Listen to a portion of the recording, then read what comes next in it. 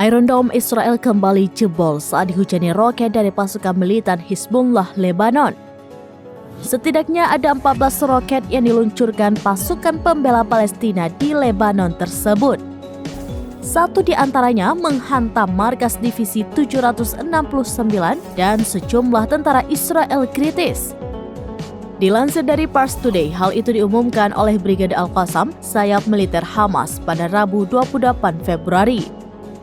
Brigade Al-Qassam mengaku pasukannya menargetkan markas divisi 769 pasukan Israel dan barak tentara Beit Hillel dengan 40 rudal. Namun Zionis mengklaim 13 rudal berhasil dicegat Iron Dome. Sementara satu rudal berhasil tembus dan menghantam Kiryat Shmona hingga sirine peringatan terdengar menggema. Akibat serangan Hizbullah itu, sejumlah tentara Zionis mengalami kritis. Dalam video yang beredar, para tentara tersebut dievakuasi menggunakan helikopter untuk mendapatkan perawatan intensif.